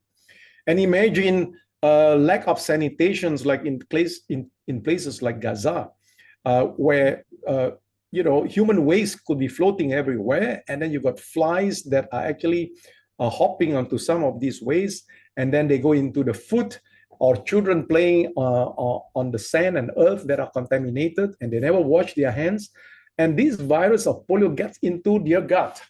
So for those who were vaccinated using the IPV, where according to Dr. Rudi, the gut is not immunized, when they take these food that are contaminated with the polio virus, it goes into their gut and they get the polio virus itself. And I think Rotarians need to understand that even though we are free from polio, but there is no guarantee that polio will never come back. And therefore, there's always a saying, complacency. When complacency sets in, and that is when the unprecedented things may happen. And therefore, we should always be alert and not taking things for granted, because we are talking about the future leaders of tomorrow, to give them a polio-free world. And in my zone, in zone 10B and 10C, which actually comprises about nearly 15,000 Rotarians, the target, if they ask me how much do they contribute, I am looking at an average of $45 per Rotary member. And how do I arrive at that figure? Well, Worldwide Rotary International is actually aiming to raise $50 million. And the magical figure, we always have these 1.2 million Rotary members, or rather Rotarians, if you don't include the Rotaractors. So you take the 50 million, you divide by the 1.2 million Rotarians, we are talking about $43. I round it up to $45. So in this zone 10B and 10C, my target is to get to work with the district governors as a resource person and to help raise funds totaling about at least $500,000 by 30th of June this Rotary year. So district governors who are present here, $45 per Rotarian, if you ask me that question. Thank you. Thank you, PDG. I mean, the one way. Hello. Yeah. One way to look at it is that I think Dr. Rudi will agree. We get more pediatricians become Rotarian. Yeah. Rudi.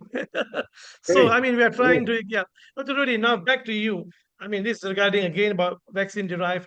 How do public health authorities respond to outbreaks of VDP to prevent further transmission? Say we take an example of in Indonesia, what are the measures taken to stop the spread, and what the surveillance role is very important. Could you elaborate on that? Sure. It actually is not very different from what we do to respond to wild polio virus. And as far as the campaigns or the immunization is concerned, as I said, some health workers and some doctors even may not fully understand initially, because we're taking OPV to vaccinate against an OPV-derived virus, but it actually works. There is a type 2 vaccine, I think, that's been used and actually produced in Indonesia. And if that is applied in a campaign that reaches 85–90% of children, but it has to reach more than 80%, then the outbreak can be interrupted, the circulation. But we just heard from, PDG, I think Thomas, that in the far reaches of Indonesia, these campaigns were tried, but they did not reach the necessary level of coverage. So it's the same thing with the wild polio virus. The more remote and the more difficult an area is, the higher actually, which is the challenge, the coverage has to be to interrupt transmission. But that's the same. Now for surveillance, as I said, the disease that is caused by a vaccine-derived poliovirus is very similar to, it basically starts with this syndrome of acute paralysis, the suspect case. We don't say suspect polio, but AFP. So you got to have very good AFP surveillance. You got to have, if possible, the environmental surveillance to back it up, because environmental surveillance, if done well, can be more sensitive even than AFP surveillance to detect, both either the emergence of a VDPV or the importation or, re-emergence, as in Pakistan, Afghanistan, probably in some areas, of the wild poliovirus. So not much difference. Again, on that question, someone asked actually, in the area where there's VDPV outbreaks, why not conduct IPV mop-up campaign to reduce the risk? I will disagree. Could you explain that, actually? I think, yeah, you're right. I mean, in the areas of the VDPV, we are already in an area that, number one, has low routine immunization coverage, that basically shows that, it's very difficult to mount a good campaign in those areas. And then that's also the area where we absolutely need the intestinal immunity that, unfortunately, the IPV does not give us. So we do need to use the OPV, and we do have. I mean, we have a good tool because it's largely the type 2 VDPV, and we have a adapted, adjusted, very effective vaccine produced in your very part of the world down there. So could you explain about the novel OPV? Yeah, it's called novel because it was made knowing that we do need both the blood and the intestinal immunity. We need OPV to fight these outbreaks, but it was intentionally designed to be a live virus vaccine, as all the OPVs for the last 60 years, 70 years have been, but to be genetically much more stable. In other words, if it goes into the gut, yes, it's supposed to replicate, it's supposed to immunize the gut, but it's not supposed to have any kind of mutations or changes towards, having a virulent, back to wild poliovirus. So that's what was done, and that's basically the vaccine we have. So we do have the tools. It's much more the problem is to apply it in the optimal way. If you have a campaign that reaches only 30% of kids, that's not good enough. Thank you. Thank you, Rudi. I would like to end the session. I mean, if we have questions again, but I would like to allow just every panelist, the 4 of you here, one last take-home message to our audience before I will close our panelist discussion. DJ Arvind.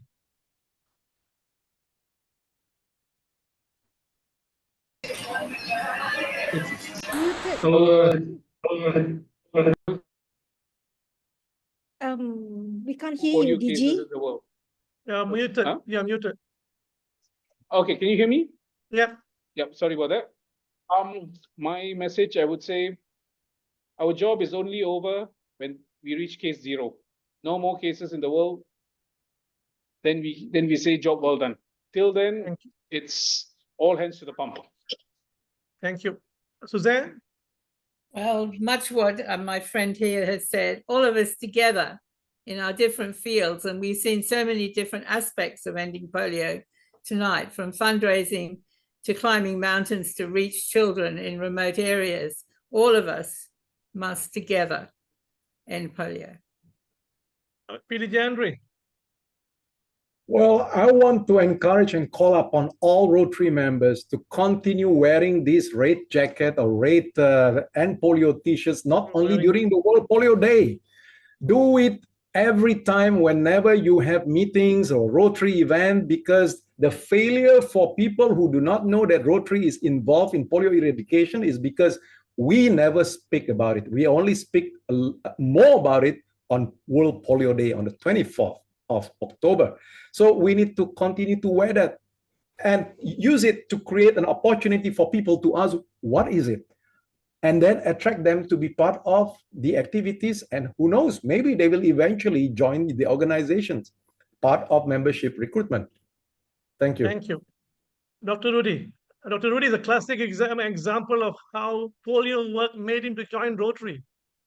Yes, I did. I joined when I left WHO because I really believe the job can be done. I believe in it.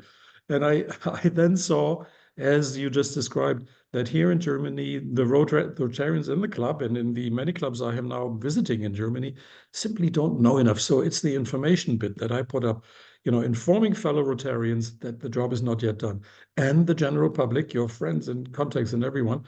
And then I think for countries where you still are sort of at risk or where there may be outbreaks even, to contact the local and district and other administrators, especially when we have doctors. There's so many doctor Rotarians, to work with them and see what they can do. I think they can always help to find cases, for example, but they can always also help to inform the other doctors who themselves may not know that there is an outbreak or what needs to be done for polio. So I think it's the information part, of course, as much as the money part, definitely. But for me as a technical person, my first bullet was the important one, and I think that will help a lot if the Rotarians can do that. Thank you, Rudi. Thank you to all our panelists for the insight today, and to our audience for your participation and some questions. We have discussed the fight against polio is far from over, but for the first time in history, we are very much closer to eradicating and have a polio-free world. Let This World Polio Day reminds us that we can play our part through advocacy, donations, and simply raising awareness so the future generations will never have to live in fear of this preventable disease. Thank you again and have a great day. And I pass over to Yasmin. Thank you, Yasmin. Thank you. Thank you, Doctor. Okay, tonight's event brings together 9 districts from across 13 countries in the region, all united by a shared mission, the eradication of polio. Now, it is my honor to introduce 3 distinguished leaders who represent this commitment. We are fortunate to have with us the governors from districts 3310, 3410, and 3420. They will each share their leadership insights into the advocacy and efforts being undertaken in the fight against polio across their respective countries and districts. And to start off, please welcome Governor Dr. Yap Lipki from District 3310, covering Malaysia, Singapore, and Brunei. Governor, the screen is yours. Hi, good evening, everybody. After such, can you hear me? Yeah. Yes. After so much discussion, it's just not going to be easy to share what we have, but I will try to do it within the 3 minutes located. Rotary International has been in the forefront of global fight against polio since 1985, when it launched the PolioPlus program. Rotary International, in partnership with World Health Organization, UNICEF, and the US Centers for Disease Control and Prevention, the CDC, formed the Global Polio Eradication Initiative in 1988. It was inspired very much by the successful eradication of smallpox. Rotary aimed to replicate this achievement with polio.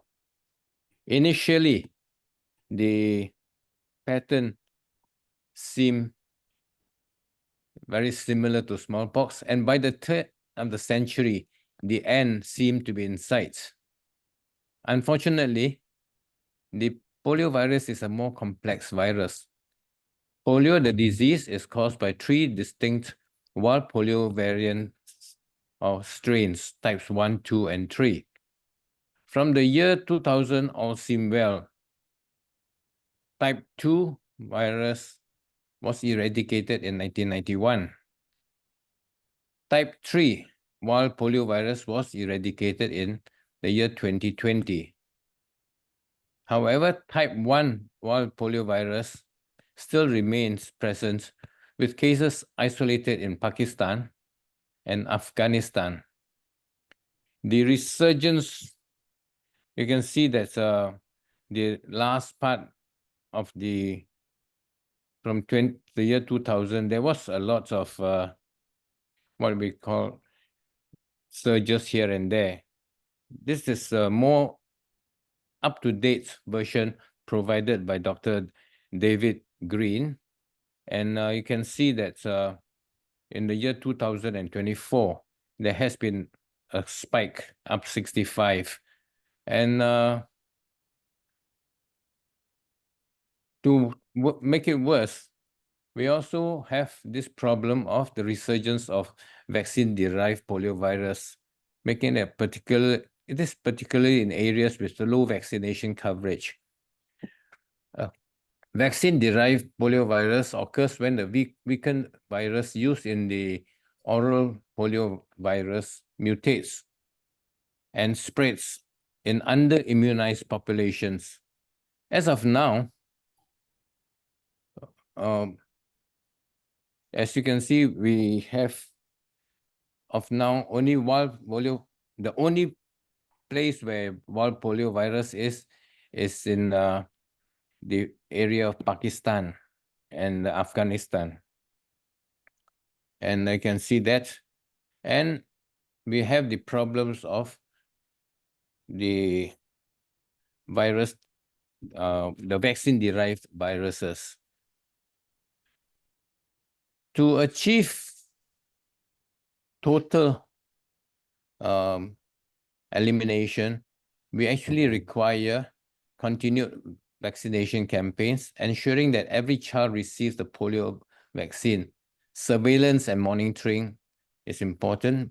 Maintaining robust surveillance systems to detect and respond to polio virus, and global cooperation is needed, strengthening international partnerships and funding to support eradication efforts. You can see here the coverage of vaccines.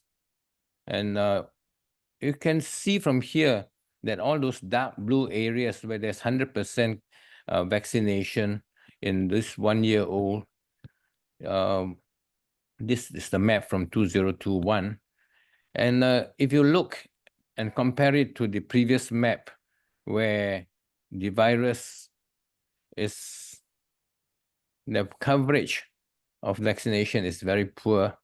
And here, you understand why we have this problem of the vaccine-derived viruses. It's mainly because it's under-vaccinated. So the goal is very clear. To get a polio-free world for all, we really need to vaccinate everybody. And to do so, we need funds. Our district 3310 has contributed towards the end game for the past few years. If you remember the magic formula that's our past district governor has, Suharto has said, it is basically to match the 100 million given every year by the Bill and Melinda Gates Foundation. We need to match it with 50 million. And to raise the 50 million, we are thinking that our district really needs to go for the magic figure of 90,000. And if you look at the past record of the district, the amount of money raised has been a bit more than what we need. And we hope that with all this in mind, we will be able to, as a district, with all the activities that June has already described, we will be able to reach our targets.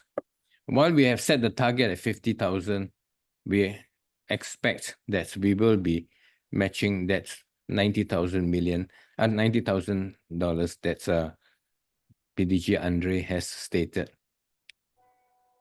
With that together, we hope that we will move towards one final concerted effort to ensure a polio-free world for the future generation. Thank you. Thank you, DG. Let me just share the next one. Yep. The next one is the governor of District 3410, which covers Western Indonesia.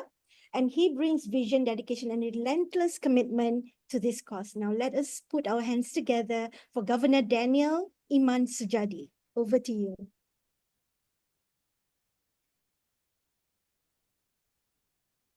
You are muted, sir.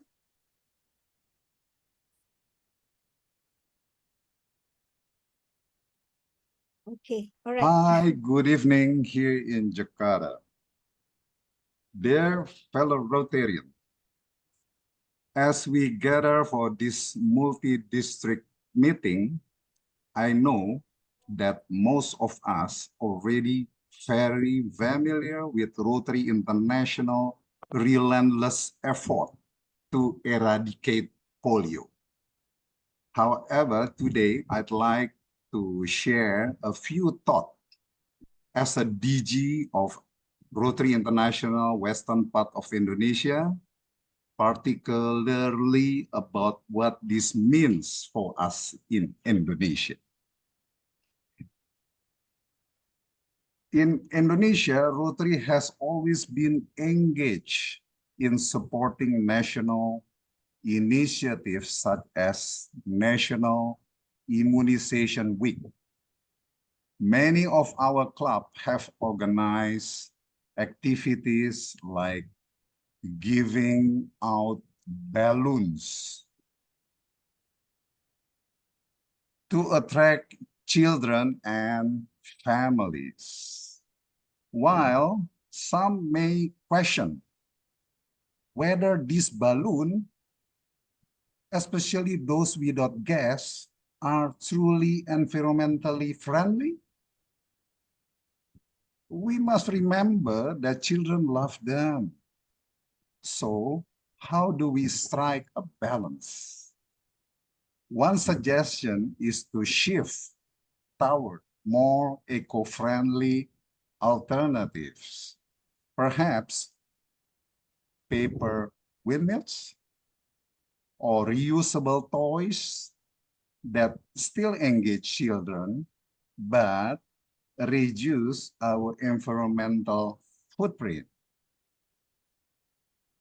As DG, I have taken the initiative to continue supporting our fight against polio, while also being mindful of this concern to illustrate our ongoing commitment.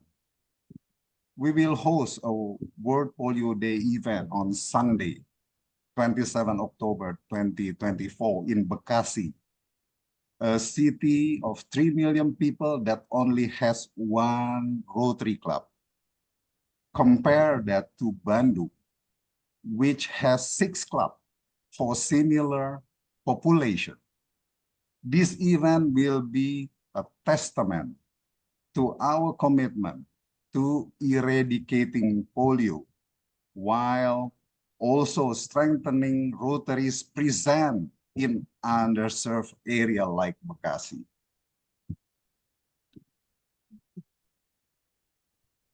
Now, some may ask, why focus so much on polio when Indonesia faces many other pressing health issues? This is a valid question. Polio is not the only challenge. Issues like stunting, which affect the growth and development of children in Indonesia, also require our attention. However, our World Polio Day celebration are not meant to diminish the importance of other diseases. Instead, they are a reminder of what Rotary can achieve when we unite for single cause. The focus and dedication we apply to fighting polio can serve as a model of tackling other health challenges like stunting, tuberculosis, and malaria. In closing, I invite all of you to reflect our legacy. Rotary fight against polio has shown the world what is possible when Rotarians come together. And as we continue to celebrate this victory, let's also remember the important work that still needs to be done in addressing other critical health issues in our nation. Thank you for your time. Thank you, Governor. And our final speaker is a leader who brings both elegance and energy to our polio efforts. Please join me in welcoming Governor Susanne Chandra from District 3420 to share her insights. Over to you, Governor. Thank you very much. Good evening, everyone. It's almost midnight in Bali. I hope everyone is still awake. First of all, let me introduce myself. My name is Susanne Chandra, and I am the District Governor from Rotary International District 3420, Indonesia, eastern part of Indonesia. So again, thank you so much for DG Arvind and PDG Andre for arranging such a great event tonight. And Susanne, thank you so much for reminding me again for the greatest meal of polio. I've done that a while ago, but we haven't done it for quite some times. And also for all the other, representative from all the other districts. Thank you so much for inspiring and, sharing some ideas of the fundraising. I think that's very, very important part of tonight's event, as well as the insight from all the panelists. Thank you so much, Dr. Rudi and PDG Michael. I'm a little bit more knowledgeable about polio now. Anyhow, allow me tonight to just share some of the activities that we do in our district. So throughout the month of October 2024, all the clubs in our districts, Bali area, Semarang, Surabaya, Solo, and Sumba area, we are all conducting World Polio Day. So probably everyone's already heard about the outbreak that's actually happening in Indonesia, which is in Papua and some area in Java. As been explained by PDG Thomas before, he just came back from Papua. He is our polio fighters, trying to invade the impenetrable area in Papua. So thank you so much, PDG Thomas, for representing our district to fight against polio in those countries. So just to give you an idea, what on top of the SUPIN, which is the National Immunization Week that's been happening across the countries because of the outbreak, Rotarians around Indonesia, it has been helping the immunization progress in every single areas. By giving comforts, by organizing the events, make things a bit more friendly for all the children to make them a bit happier because they need to get another vaccine. Bali area on the 19th, which is last week, we have about 1,500 people as a crowd to participate in one of the events there. We call it a World Polio Day with ER Vitality. It was such a great turnout because I have to say 20% are Rotarians and 80% are people from other communities, included those people with disabled. I think the idea is we get more people who's not Rotarian to come and join our campaigns so that they can become our ambassadors to end polio once they go back to their own community. The next one is actually in Semarang area. It was a great event. It started 10 o'clock in the morning, finished up about 6 o'clock in the afternoon. It involves quite a lot of communities, which is what we want. And I think in total, there are about 800 crowds, together with us doing the socialization as well as some activities. The next one, which is Surabaya area, we'll be expecting about 600 people with some activities. There's Zumba and some polio campaigns. But again, this is in public areas, so we will definitely involve more other people on top of Rotarians. So after that, the campaigns continue on in Solo and Kudus area, which is we're expecting about 600 crowds to actually come and join our socialization. The one that just passed is actually the one in Sumba, where we're actually combining the Sumba Fun Run with the World of Polio Day. Those are some of the activities that's actually happening across the district. So I think this is PDG Andre will be pleased with this one. During this World Polio Day, there has been a surge of a massive using of videotrons in all the BC areas. So the campaign is not only happening in the places where we actually hold the activities, but it is also around the town in all those BC areas. Radio, talk shows, and also collaboration with Rotary partners and communities that makes it the sound of the socialization polio is becoming even more bigger than what it is. And thank you for the templates from the Rotary brand. So I think across the district, we are sounding the same message with the same coloring, the same the branding that the end polio. So hopefully this will give another face of the Rotary, that Rotary is actually that started it all, because there are so many people still don't know about us apparently. And for the last 3 years I've been doing the campaigns like this, I think more and more people actually know about us and about the Rotary Rotary effect, Rotary purpose about for the eradicating of polio. So last but not least, the World Polio Day message that we've been socializing is, first of all, is about awareness. So for the last few weeks, we will probably have an event with over 4,000 participants, which is fantastic. For the fundraising, Bali area are ticketed events, but most of the other area is non-ticket. So they're more like focusing on the socializing. And then this is the biggest purpose of the events. We would like those people who come to our events becoming an ambassador for the end polio. So they know about the polio, they know how to prevent that, and they know the importance of the vaccine and the role of the Rotary for the polio eradication. I think that short and sweet from our district. So I'm hoping we will be able to contribute more, not only the socializing, but also the fundraising part of the eradication of polio. So thank you so much. Yasmin, back to you. Thank you. Thank you very much. Yeah, it's been an inspiring evening with fresh insights into our mission to end polio. Now the fundraising link is still open for contributions. Now, if you take a moment to notice the visual that we use on our Zoom background, you will see past President John. So that's him.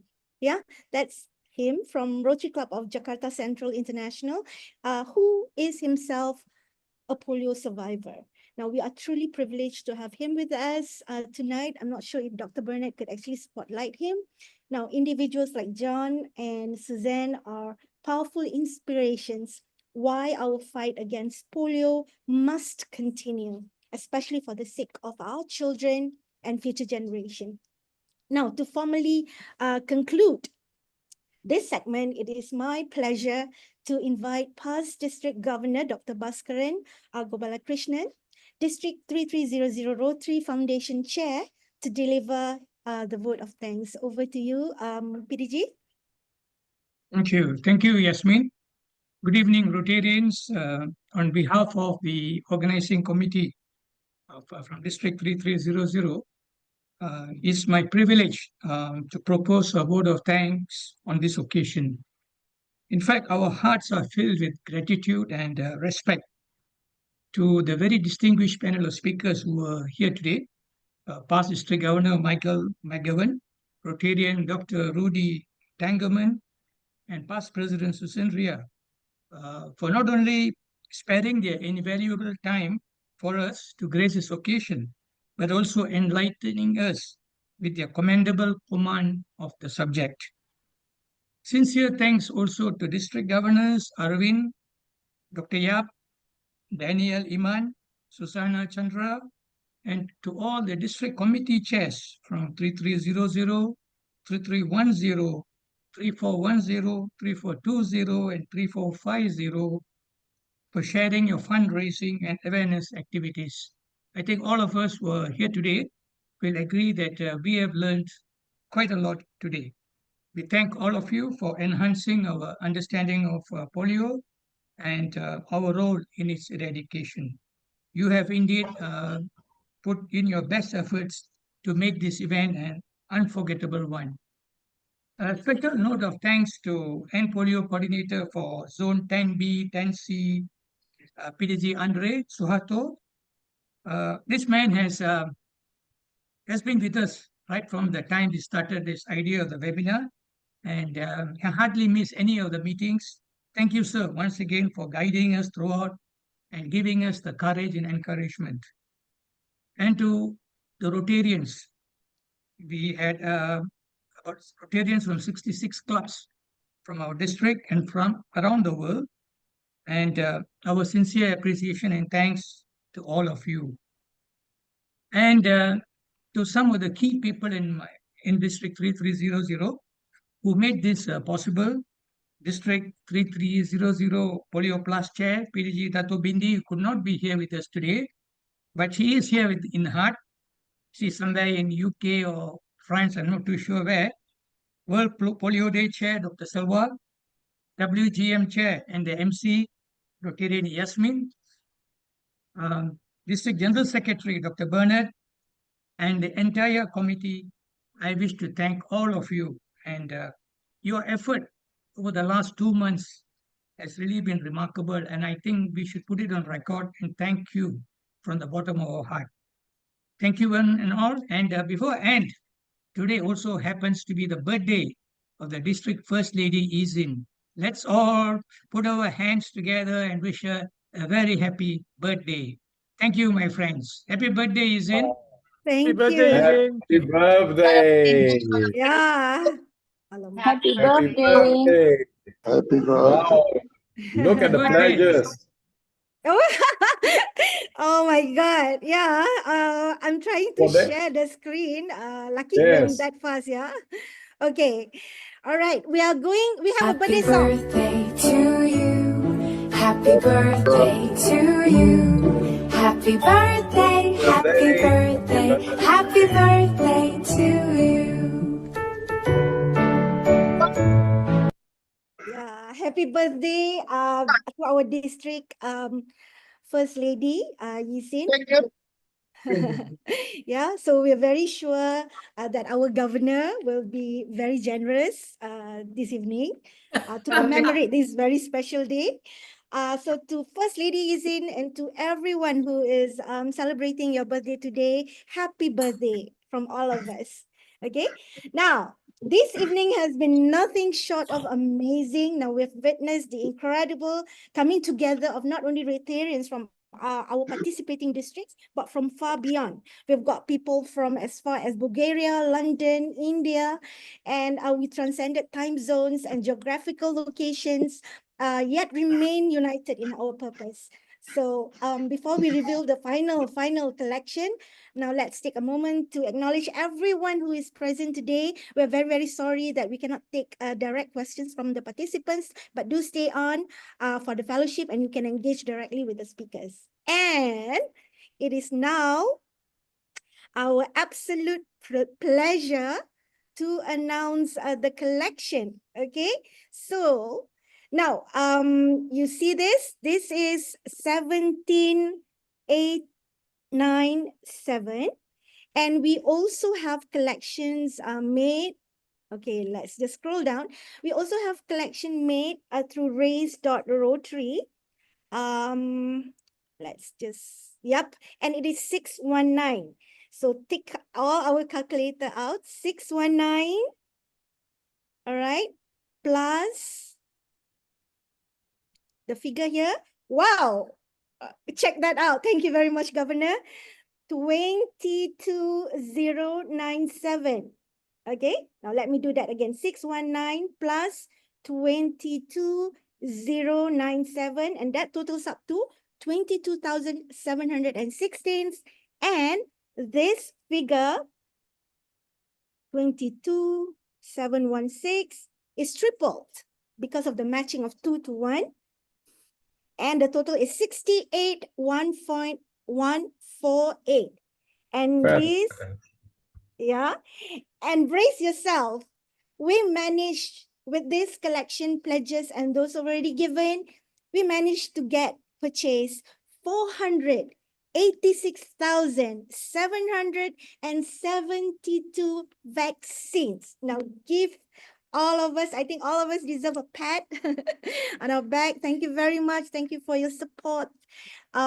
This wouldn't be possible. Thank you, Susanne, for always encouraging us to do more than what we can.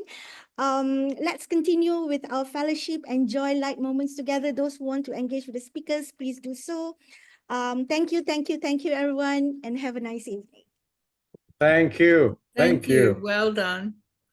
Wow, amazing. Thank you all the speakers, and thank you all the district governors, the district committee chairs for sharing all the activities with us. Fantastic. What can we do without you?